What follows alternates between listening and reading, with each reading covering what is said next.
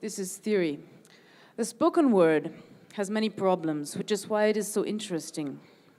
One hopes they might protect it from some of the fallacies surrounding the seeming functionality of the written word.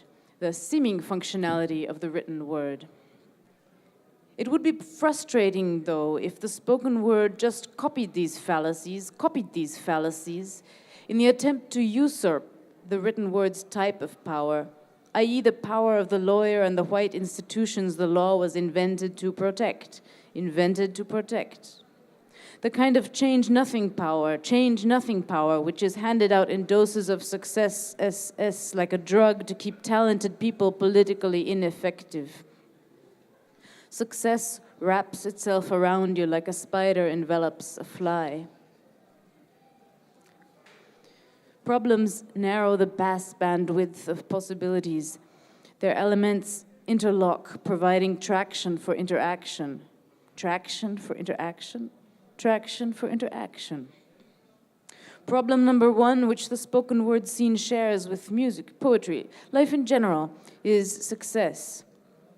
Problem, success. Problem, small success. In the system of TV coverage and cash flow, success tends to destroy the aesthetics. For a short time, everyone is happy about a real talent's success in the media. But as soon as success becomes stabilized and the aim becomes to hold this position, when the protagonist becomes cautious or sticks to the tricks he knows has worked, then sometimes even a whole genre can go stale. It would be a mistake to discuss this phenomenon on moral terms. The ghetto does not make you a good person, nor does a self-titled reality show make you a bad person. Neither a naive heart nor a cynical one need be valued particularly. Beauty is the beauty of the curve when something emerges from the dark, something arises from the damp cellars of society, a talent goes from a limp state into full force of skill. And because the curve is beautiful and not a thing, everything must make way after its 15 minutes of fame and become humus for the next wave. Problem number two of the spoken word, because it has always been theoretically or maybe actually practically about international solidarity, perhaps actually problem one, are the many languages spoken in the world. It is a greater problem than in the written words world, as one can take all the time one needs to decipher a text. If a spoken word piece is translated simultaneously, one can't hear the original. If one relies on the oomph is universal, the oomph is universal, and one says it doesn't matter.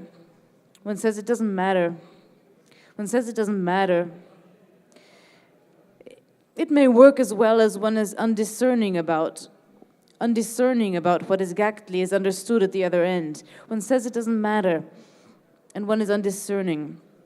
However, it is impossible with this method to tell someone something that they do not want to hear, an essential element of rhetoric.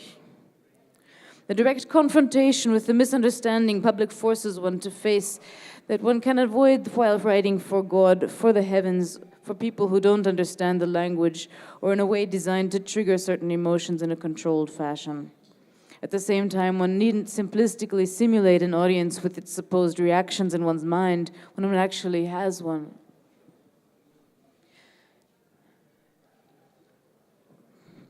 How much realness can one stand? It is a matter of training and raises questions of cultural difference and of class.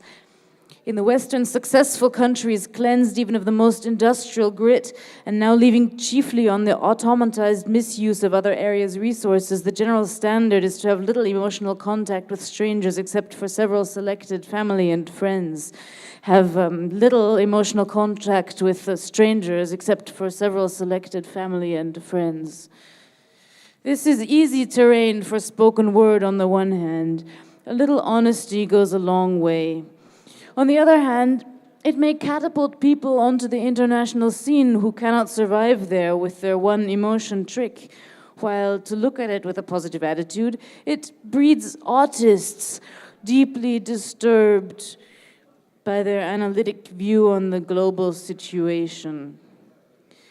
This disturbedness often takes the place of interhuman emotional communication. It would be great if synergies could combine these attitudes to shape a force which is effective beyond delighting gourmets of the beauty of the word, something like politics with better language or literature that people do more than nod to. It often seems to me we are so close to this that we are trembling at the edge, like a pool of water ready to fall any minute.